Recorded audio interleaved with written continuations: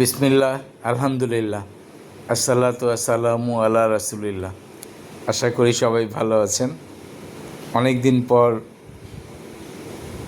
কিছুটা নিজেকে দেখানোর জন্যই কথা বলছি। তো একটি ভিন্ন বিষয় নিয়ে কথা বললাম। তো আমি প্রায় 1 বছর যাবৎ একটা নতুন সাবজেক্ট নিয়ে পড়াশোনা করছি। তো ইনশাআল্লাহ এই সাবজেক্টের উপরে আমি আরেকটু প্রিপারেশন কমপ্লিট হয়ে গেলে আমি কথা বলবো। এবং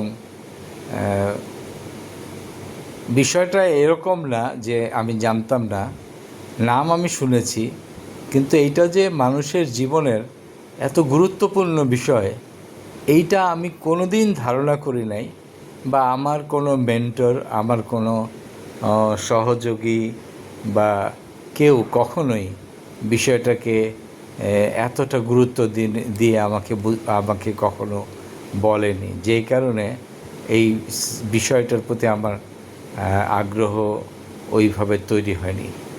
তো যাই হোক, আমি যেহেতু আজকে কথা বলছি না, তো আজকে একটু বিষয় নিয়ে কথা বলি। আসলে জীবনে চলতে গেলে আমাদেরকে একটা বিশেষ গুণ অর্জন করতে হয়। সেই বিশেষ গুণটা হচ্ছে রিডিং বিটুইন দ্য লাইন্স। আমি আগে একবার অন্যভাবে বলেছিলাম যে রিডিং বিটুইন দ্য লাইন্স যদি আপনি পড়তে শিখতে পারি, তো আমাদের অনেক বিষয় সহজ হয়ে যায়।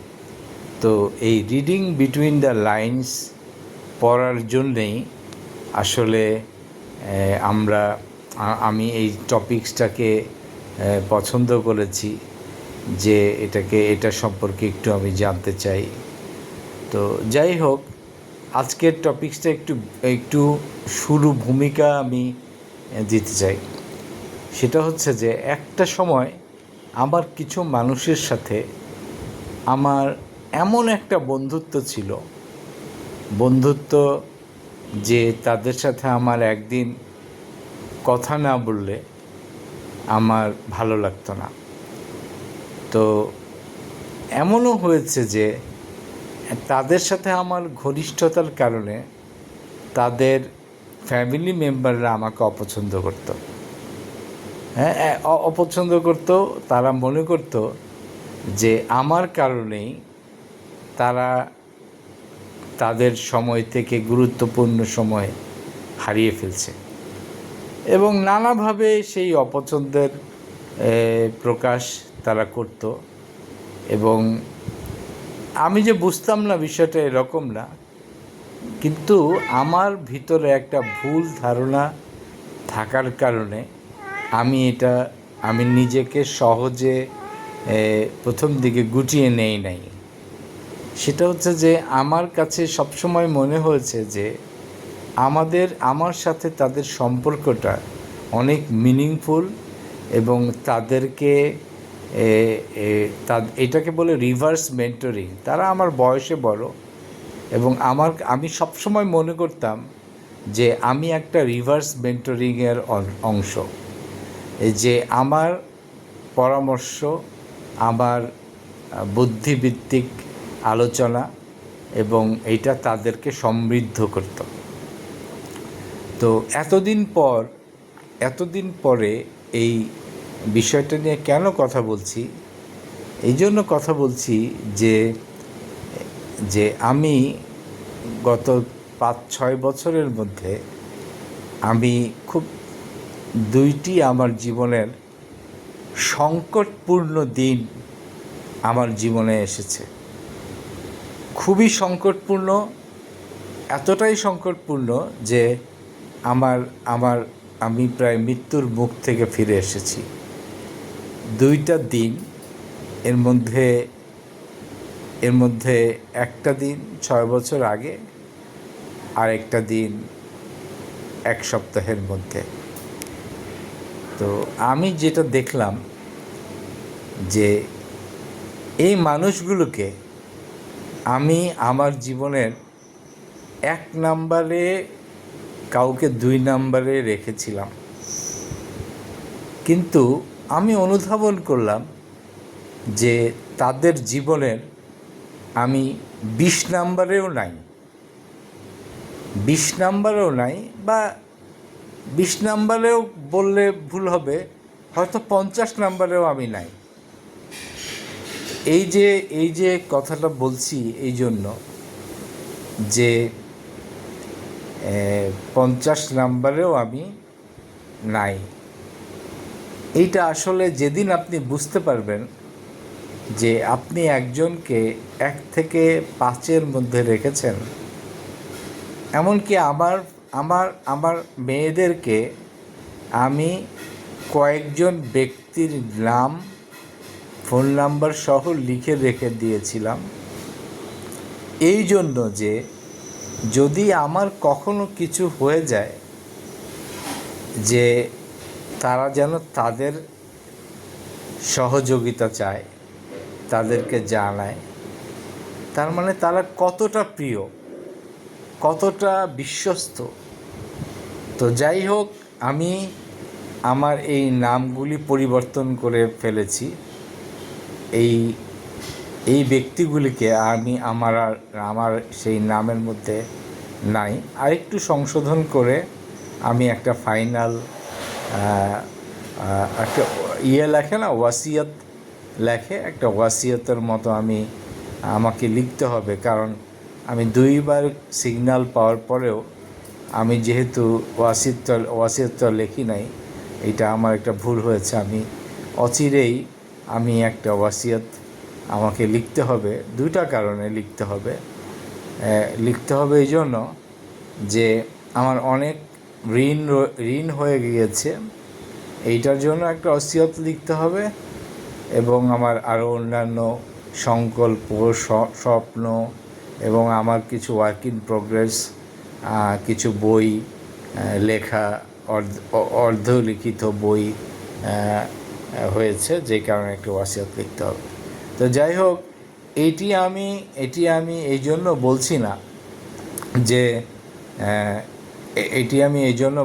আজকের কথাটা, এই কথাটা বলছি এক নিদারুণ কষ্ট বলবো না, এগুলি সব জীবনের শিক্ষা। এবং এই যে এই কথাটা বললাম না যে শিক্ষা, এই শিক্ষা বলার সাথে সাথেই আমার ওই নিদারুণ কষ্টটা আমার ভিতর থেকে ভ্যানিশ হয়ে গেল। এবং সত্যিই কথা, জীবন আমাদেরকে প্রতি মুহূর্তে শিক্ষা দেয়, এবং কিছু শিক্ষা আমাদের জীবনে এত দ্রুত আসে যে এই শিক্ষার দ্রুততা আমাদেরকে স্তব্ধ করে দেয়। তো যে মনে হয় শেষ বয়সের শিক্ষাগুলি অত্যন্ত দ্রুত আসে এবং কিছুটা সময় আমাদেরকে বাকরুদ্ধ করে দেয়। তো এই জন্যই আমি বললাম যে দেয়ার আর সিমটমস এই জন্য বিষয় বললাম আমি, যে আমি 2-3টা কথা অপ্রাসঙ্গিক এখানে আমি বলতে চাই। আমার জীবনের 2টা গুরুত্বপূর্ণ শিক্ষার কথা আজকে বলবো। আমরা জব করেছি, বিভিন্ন জায়গায় চাকরি করেছি, এবং জব করার ক্ষেত্রে আমরা যখনই নতুন কোথাও চাকরি করতে গিয়েছি, তখন আমাদের পূর্ব পরিচিতরা আমাদের নতুন মানুষ সম্পর্কে, ভিন্ন মানুষ সম্পর্কে আমাদেরকে যে ধারণাগুলো দিয়েছিল, তার অধিকাংশই ভুল এবং মিথ্যা।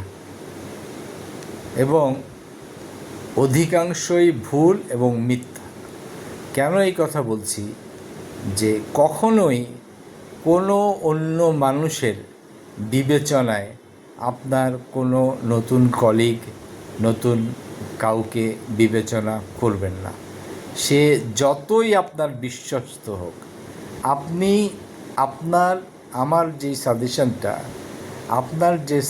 আমার যে সাজেশনটা সবসময় প্রতিটা ব্যক্তিকে আপনি নিজে যাচাই করে বিবেচনা করবেন। অন্যের দ্বারা প্রভাবিত হয়ে আরেকজন ব্যক্তি সম্পর্কে আপনার মনের ভিতরে একটি ধারণা পোষণ করবেন না।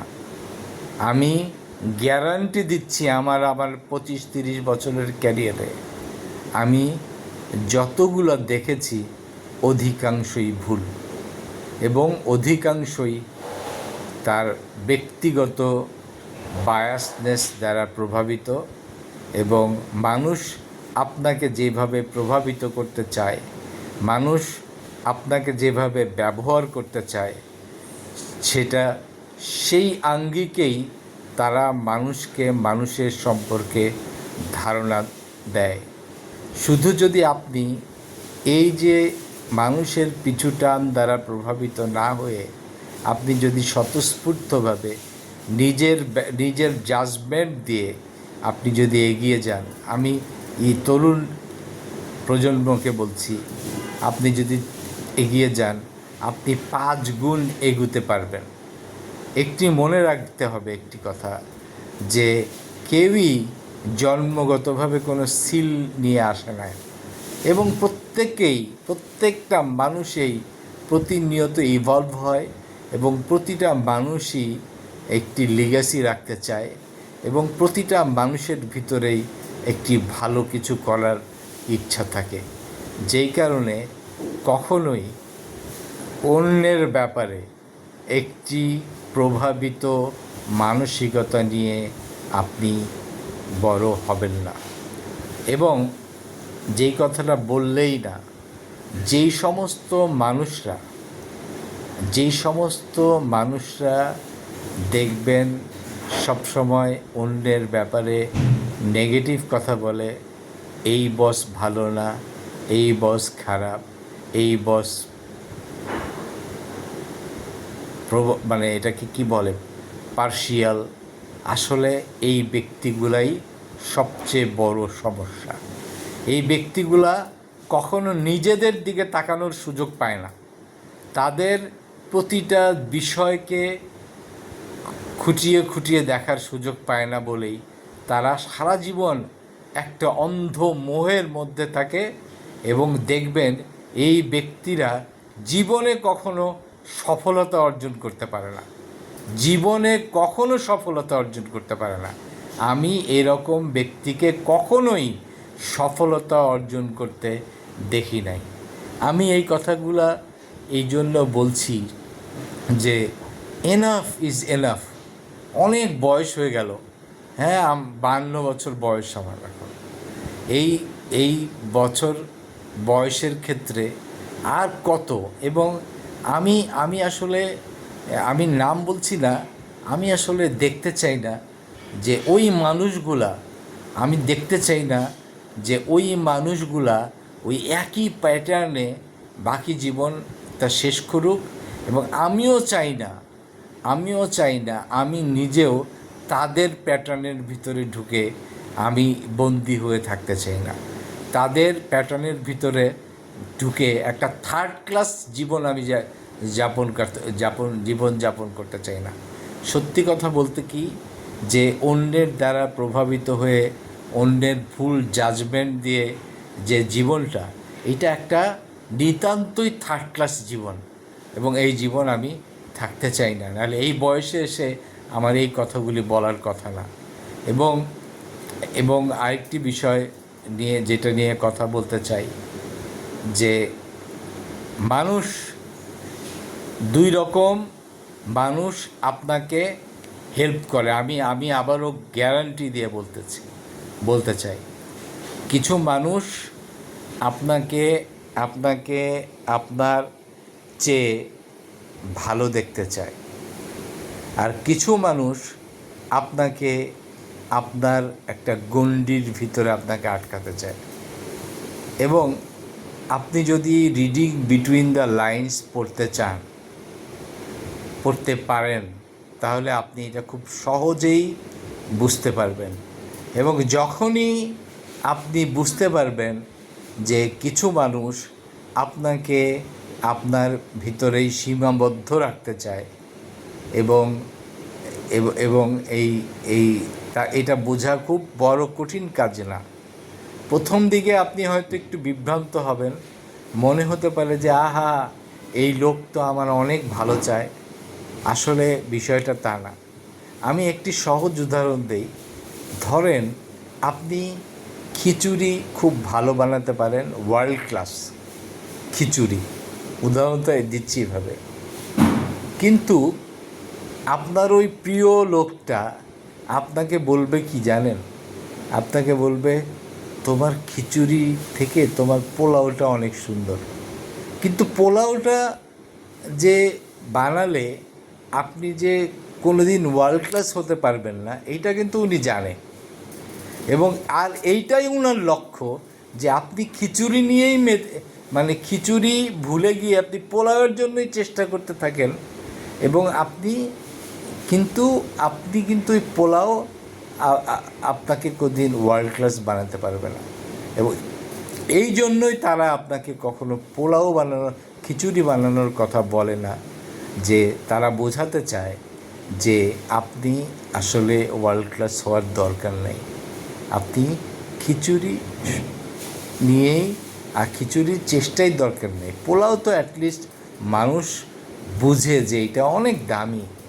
আসলে আপনার সবচেয়ে গুরুত্বপূর্ণ বিষয় হচ্ছে আপনার অনেক দামি হওয়ার দরকার নাই। আপনার ভিতরের সেরাটা বের করার দরকার। আপনার ভিতরের সেরাটা বের করার দরকার। এবং আপনার ভিতরের সেরাটা এই লোকগুলা কোনোদিন স্বীকারই করবে না যে আপনার ভিতরে কোনটা সেরা। ধরেন আপনি প্রতিনিয়ত নতুন নতুন নতুন নতুন কনসেপ্ট আবিষ্কার করতে পারেন, নতুন নতুন জিনিস নিয়ে ভাবতে পারেন। একটা কেউ ছিনতাই করে নিলে আপনি আরেকটা তৈরি করতে পারেন। এই যে কন্টিনিউয়াসলি নতুন নতুন বিষয় তৈরি করতে পারেন, এইটা যে আপনার একটা ওয়ার্ল্ড ক্লাস ক্যাপাবিলিটি, এইটা তারা কোনো দিন স্বীকারও করবে না, বলবেও না। তো যাই হোক, আমি যেখান থেকে আসলে ইমোশনালি কথা বলছি, যেখান থেকে শুরু করেছি সেখানে ফেরত যাই। স্পেশালি ইয়াং জেনারেশনকে আমি ফেরত যাই যে প্রথম গুরুত্বপূর্ণ বিষয় হচ্ছে আমাদের আসলে একজন মেন্টর দরকার। কিন্তু আমি না বলেই পারছি না, এই যে জেলাস, অন্তর জেলাসিতে পরিপূর্ণ, কোণঠাসা, মানে একদম পরিপূর্ণ একটা অবস্থা। এই অবস্থায় আপনাকে শিখতে হবে সেলফ মেন্টরিং। এবং সেলফ মেন্টরিং এর আমি একটা সেলফ মেন্টরিংয়ের উপর লিঙ্কডইনে আমি আর্টিকেল পোস্ট করেছি। আমি খেয়াল করে দেখব, আমি আবার এটাকে আরেকটু ফাইন টিউনিং করতে হলে করব। আমি মনে করি যে এখনকার যুগে আমাদের সবচেয়ে বড় যে স্কিলটা দরকার, সেলফ মেন্টরিং। কেন আমি বলছি সেলফ মেন্টরিংটাই এখন অনেক এনাফ? কারণ এত বই, এত সোর্স, এত রিসোর্স অ্যাভেলেবল যে এখন আপনার আরেকজনের কাছে যে এই মেন্টরিং করতেই হবে, বিষয়টা এরকম না। আপনার যেটা করতে হবে যে সেলফ মেন্টরিংয়ের যদি আপনি স্কিলটা জানেন, তাহলে আপনি একটা এলিভেটর স্পিচ দিয়েই কিন্তু আপনার একটা মেন্টরিং কমপ্লিট করা সম্ভব। এবং আপনার একটা মানুষের কাছ থেকে যাবতীয় বিষয় শেখার দরকার নাই। একটু যদি হিন্টস বলে না যে একটু হিন্টস হলেই যথেষ্ট। এবং আমি মনে করি, আমি আজকের এই কনক্লুশন হিসাবে যে ইনভাইটেশনটা দিতে চাই, আমি ইনভাইটেশনটা হচ্ছে যে আমাদেরকে সেলফ মেন্টরিং শিখতে হবে। এবং আপনি এই মানে কি বলবো আমি, যে এটা আমার কোনো মুখের ভাষা নাই। যে এই নর্দমায় পরিপূর্ণ অন্তরগুলি এই নর্দমায় পরিপূর্ণ অন্তরগুলি আপনাকে কখনোই একটি ভালো জায়গায় পৌঁছায় দিবে না, আপনাকে আরেকটা নর্দমায় পৌঁছায় দিবে। সুতরাং আপনাকে নিজের এই নিজেকে পরিপূরক, নিজেকে সত্যিকারের অর্থে নিজেকে বের করতে হলে আপনাকে সেলফ মেন্টরিং শিখতে হবে। এবং আমি কোথা থেকে শুরু করেছিলাম আমি জানি না, মানে আমি সবাইকে একটা কথা বলি, আমি আসলে আমি গত 1 সপ্তাহ হবে বা 10 দিন হবে আমি খুবই অসুস্থ ছিলাম, মানে খুবই অসুস্থ ছিলাম। এবং আল্লাহ সুবহানাহু ওয়া তাআলার কাছে আমি লক্ষ কোটি শুকরিয়া করি যে আমি যে আবার এই রিটার্ন আসবো, মানে আমি যে ব্যাক করব আমার জায়গায়, এটা আমার কল্পনার একটা অতীত বিষয় ছিল। একটা মিরাকুলাস মিরাকুলাসলি আই কেম ব্যাক। এবং আল্লাহ সুবহানাহু ওয়া তাআলা আমার জীবনে অনেক মিরাকুলাস ঘটনা ঘটিয়েছে এবং আমাকে রহমত করেছে, যে এটা আমার কাছে একটা মিরাকুলাস একটা ঘটনা মনে হয়েছে। তো আমি সত্যিকার একটা কথা বলি, আমি তো অনেক কথা বলি, ইউটিউবে ভিডিও করি, আমার মনে হয় 300-র উপরে ভিডিও আছে। এবং আমি যেই কথাটা বলতে চাই, আমার প্রতিটা ভিডিও আমি কোনো না কোনো একটা ইম্পর্ট্যান্ট মেসেজকে নিয়ে খুব ফান করে আমি কোনো ভিডিও করি না। খুব একটা ইম্পর্ট্যান্ট ইনসাইট আমার ভিতরে না আসা পর্যন্ত আমি কথা বলি না। তো এই মাঝখানে আমি একটু কথা বলি যে আমি মাঝখানে 1 বছর আমার তেমন কোনো ভিডিও করতে পারি নাই। সত্যি কথা বললে আশ্চর্য হবেন যে আমার রুমে আমার এসিটা নষ্ট হয়ে যাওয়াতে আমি আসলে এই এসি ছাড়া আসলে ভিডিও করা যায় না। তো আমি এই জন্য 1 বছর আমি আসলে সেইভাবে ভিডিও করতে পারি নাই। এসিটা নষ্ট হয়ে যাওয়াতে আমি গরমের মধ্যে আমি ফ্যান চালাতে হয়, ফ্যান না ছেড়ে আমি আসলে ভিডিও করতে পারি নাই। এবং জানি না কবে আবার নতুন এসি লাগাতে পারবো, তারপর হয়তো আবার আমি রেগুলার ভিডিও করার চেষ্টা করব।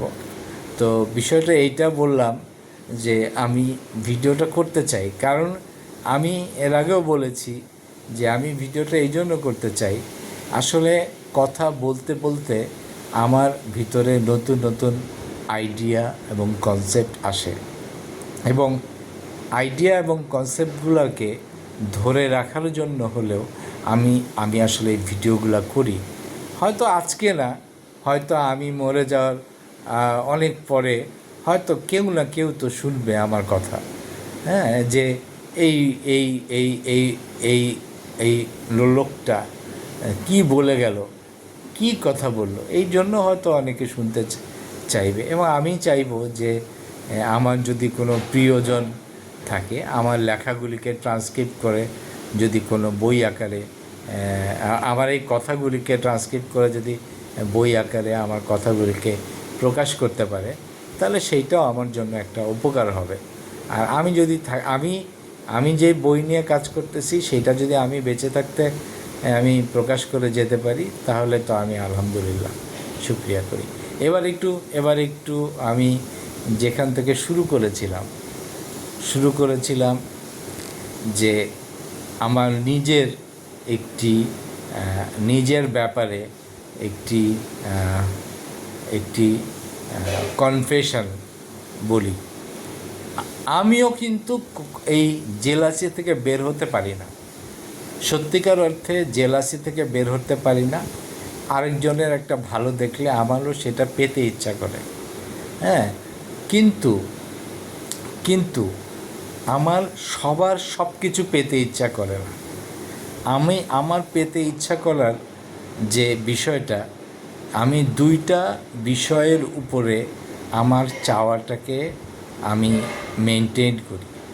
প্রথম হচ্ছে যে যারা ট্রেনিং করে আমার জানেন আমি লোভের একটা সংজ্ঞা দিয়েছি। লোভের সংজ্ঞাটা হচ্ছে যে এক্সপেক্টিং সামথিং উইদাউট কম্পিটেন্সি, এইটা আমাকে লোভ, এইটাই আমার লোভের সংজ্ঞা। এবং আমার এই লোভটা নাই।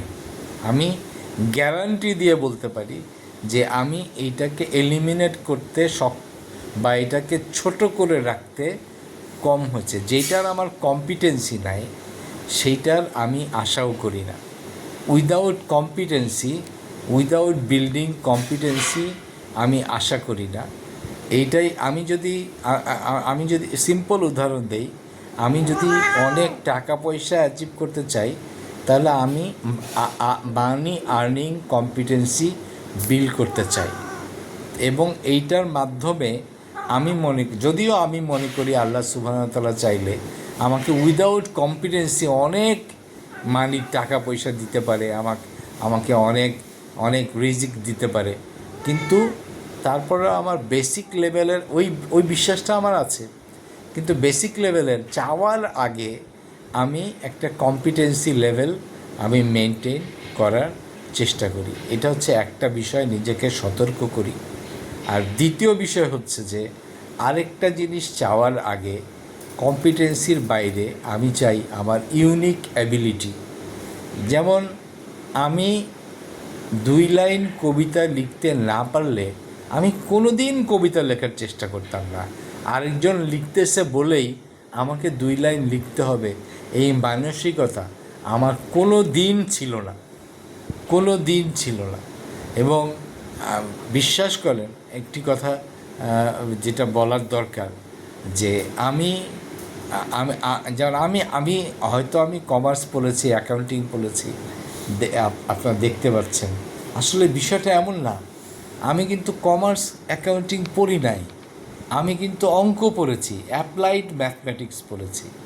যেহেতু আমার বন্ধুরা জানে যে ম্যাথমেটিক্স আমার কত কাছের একটা সাবজেক্ট। আমি যদি ছোট্ট একটু ভুল না করতাম, তাহলে আমার ম্যাথমেটিক্সে কিন্তু আমি অনেক ভালো নাম্বার পেয়েছি। হ্যাঁ, যেই কারণে আমি বলছি আমি কিন্তু আসলে আমি কিন্তু ফিজিক্স এবং ম্যাথমেটিক্সে যে মানে স্কুলে তো লেটার মার্ক পেয়েছি, কিন্তু এটাকে আমি সুপার এনজয় করতাম।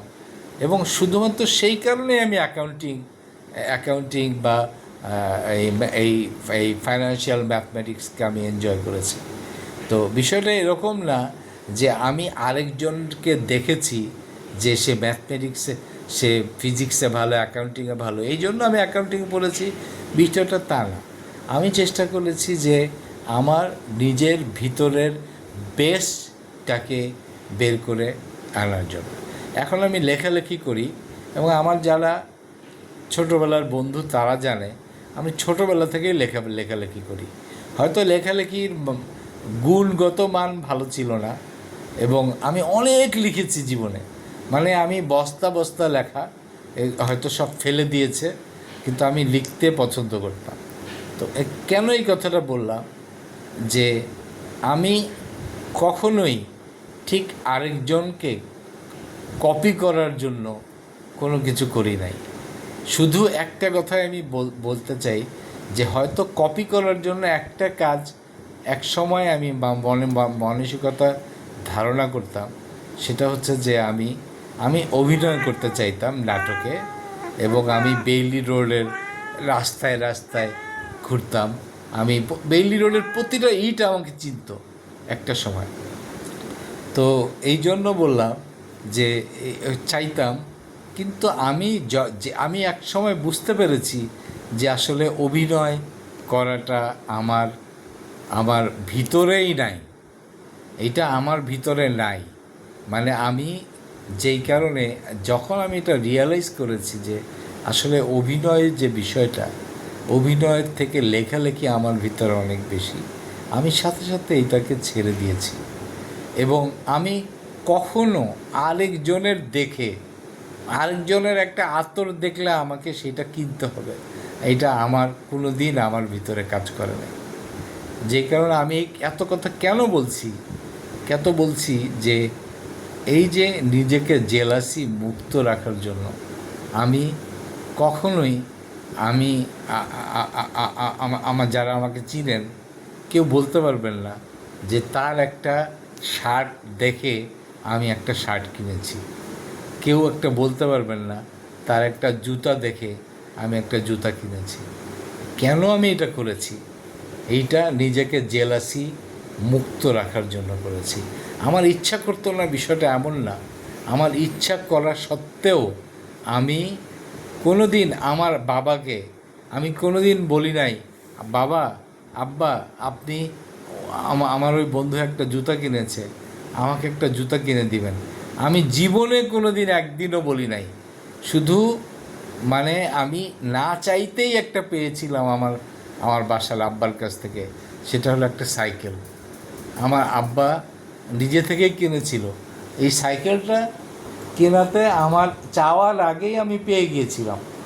তো যেই কারণে আমি বললাম আমি করি নাই। আমি এত কথা কেন বলছি? যে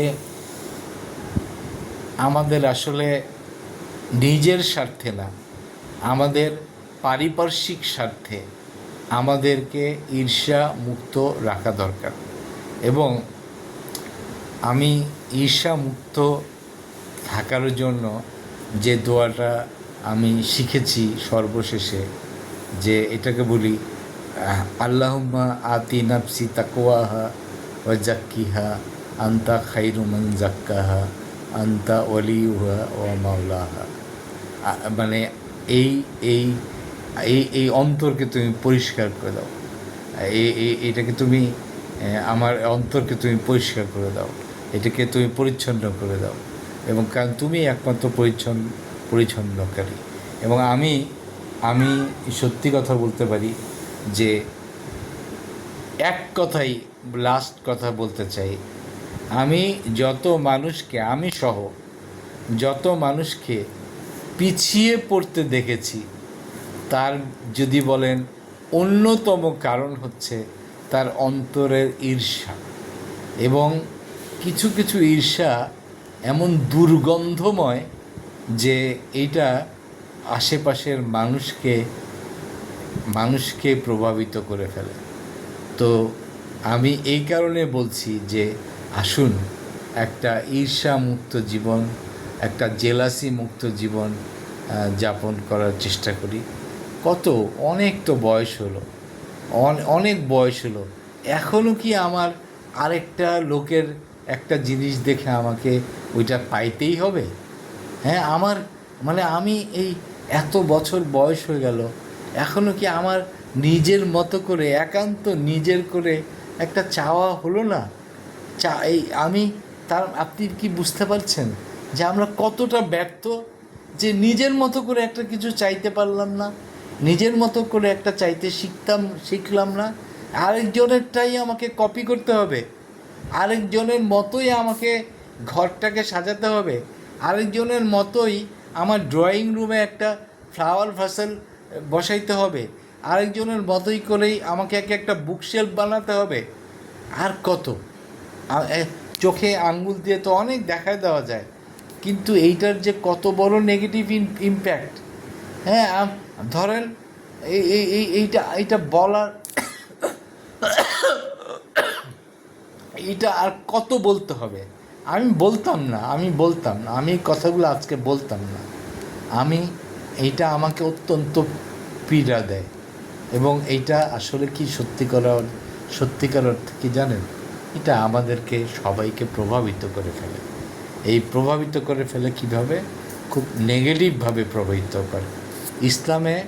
ইসলামে নজর বলে একটা শব্দ আছে, এবং রাসূলুল্লাহ সাল্লাল্লাহু আলাইহি ওয়াসাল্লাম বলেছেন যে নজর সত্য। এই কারণে আমার নজর থেকে আরেকজনকে বাঁচানোর দায়িত্ব আমার। এবং এই যে আমার নজরের কারণে যদি অন্য আরেকজন মানুষের ক্ষতি হয়, এবং আর শেষ কথা, আমি জানি না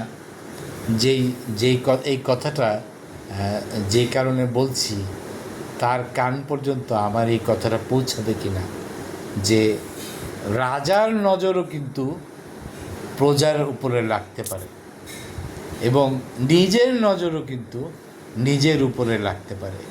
এবং এক এক এক এক এক এক স্টোরি আমি পড়েছিলাম যে এক রাজপুত্রর নিজের নজর নিজের উপরে লেগেছিল এবং তিনি ধ্বংস হয়ে গিয়েছিল। তো আমি এই কারণে বলছি যে আমাদের মানুষের মধ্যে কিছু লোকের এমন ধারণা পোষণ করেন, তারা মনে করে আমার আমার নজর কেন লাগবে, আমার তো রাজ্যের সব কিছু আমি যা চাইলেই পাইতে পারি, আমার নজর আরেকজনকে প্রভাবিত করবে কিনা, করতে পারে। এবং যেই কারণেই রাসূলুল্লাহ সাল্লাল্লাহু আলাইহি ওয়াসাল্লাম বলছেন, তোমার ভাই যদি তোমার কাছে তোমার গোসলের পানি চায়, তুমি তোমার ওযুর পানি চায়, তুমি এটা দিবা, কিন্তু তোমার যদি কোনো কারণে যদি মনে হয় যে তোমার নজর কেন লাগবে, তাহলে তোমার বুঝতে হবে যে তোমার ভিতরে এইটা অত্যন্ত মারাত্মকভাবে আছে, যেই কারণে তোমার নজর তো লাগতেই পারে। কারণ তুমি তুমি তুমি মনে করো এরকম।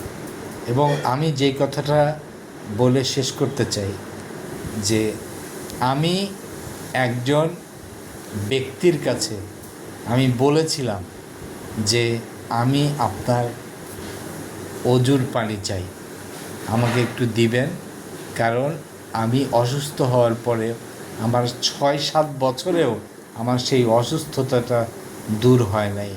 এবং আমি তখন একজন রাকির সাথে কথা বলছিলাম।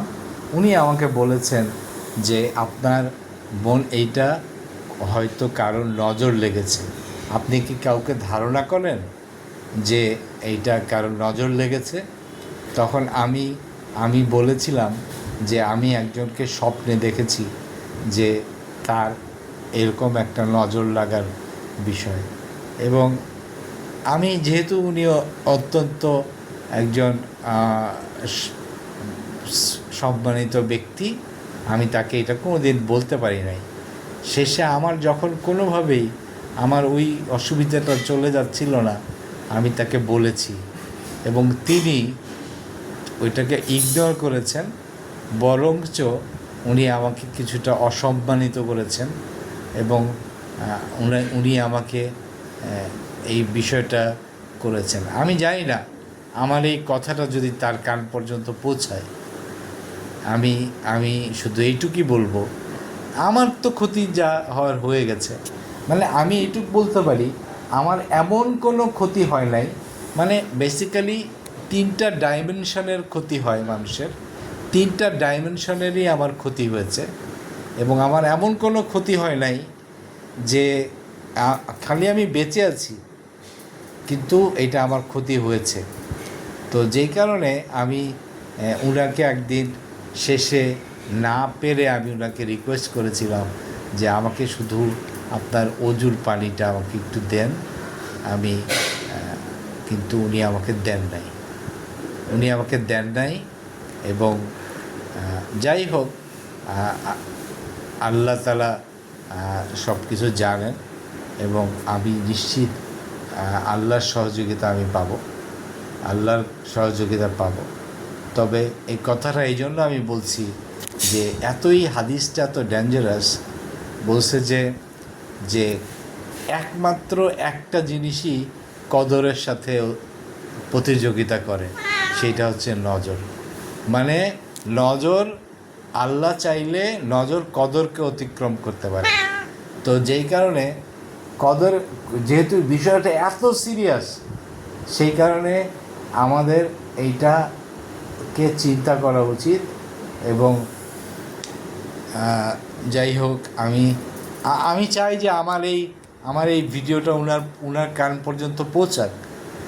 আমার জন্য না, উনার নজর উনার সন্তানের উপরে লাগতে পারে, উনার নজর উনার ফ্যামিলির উপরে লাগতে পারে। কারণ নজর যাদের লাগে তাদের লাগে। বিষয়টা এমন না যে নজর লাগলে একজনের উপরই লাগে। নজর লাগার প্রবণতা সম্পন্ন মানুষের নজর অনেকের উপরেই লাগে। এমনও হইতে পারে ওনার সন্তানের উপরে ওনার নজর লাগতে পারে, তো যেই কারণে ওনারও পরিশুদ্ধ হওয়ার প্রয়োজন আছে। তো এই এত কথা বললাম আজকে, এত কথা বললাম, এত কথা বললাম এই জন্য আমি দুঃখিত। তবে আমার এই কথার মাধ্যমেও যদি কারো কোনো উপকার হয় সেইটাই আমার জন্য লাভজনক। আমার উপকার হবে কি না আমি জানি না। হ্যাঁ, তবে তবে তবে আমি আমি গতকালকেও আমি আমার এক প্রিয় বড় ভাইকে আমি ওনার থেকে অজুর পানি নিয়ে আমি কিন্তু গোসল করেছি এবং আমি আলহামদুলিল্লাহ উনি খুব সহজভাবে বিষয়টা নিয়েছে। এবং এইটারও একটা কারণ আছে। ওনাকে আমি বলেছি যে কোন দিন ঘটনাটা ঘটেছিল এবং রেফারেন্স সহ ওনাকে আমি বলেছি, উনি মনে করতে পেরেছে। এবং আমি সেই সময়টাতেও আমার একটা দুর্ঘটনা ঘটেছিল এবং আমি আলহামদুলিল্লাহ আমি কালকে গোসল করার পরে আমি একটু ভালো ফিল করতেছি এবং ইনশাআল্লাহ যদি আমি আমি আমি এখান থেকে আমি বের হয়ে আসবই ইনশাআল্লাহ, আল্লাহ তৌফিক দিলে। তো এত কথা বললাম, কোথা থেকে শুরু করেছিলাম কোথায় শেষ করছি আমি জানি না। তবু এইটুক খালি আমি বলতে পারি যে এই যে বিষয়গুলা, আমি কিছু বিষয়ে এত পড়াশোনা করেছি। আপনার তো জানেন অনেকের আমার স্বভাবটাই এরকম। আমি কোনো বিষয় যখন আমার জানতে ইচ্ছা করে তখন আমি দুনিয়া ঘাটাঘাটি করে যত পড়াশোনা, অথেন্টিক পড়াশোনা আমি করার চেষ্টা করি এবং করার চেষ্টা করেছি। এবং আপনাদের যদি কারো কখনো কোনো উপকারে আসতে পারি, আমাকে অবশ্যই আমার সাথে যোগাযোগ করবেন। আমি যতটুকু আমাকে আমার পড়াশোনা, আমার জ্ঞান, আমার রেফারেন্স সহ আমি আপনাদেরকে সহযোগিতা করার চেষ্টা করব ইনশাল্লাহ। তো আনটিল নেক্সট টাইম সবাই ভালো থাকবেন। সুবহানাল্লাহি ওয়া বিহামদিহি আশহাদু আল্লা ইলাহা ইল্লা আনতা আস্তাগফিরুকা ওয়া আতুবু ইলাইক। আসসালাতু ওয়াসসালামু আলা রাসূলিল্লাহ। আসসালামু আলাইকুম ওয়া রাহমাতুল্লাহি ওয়া বারাকাতুহু।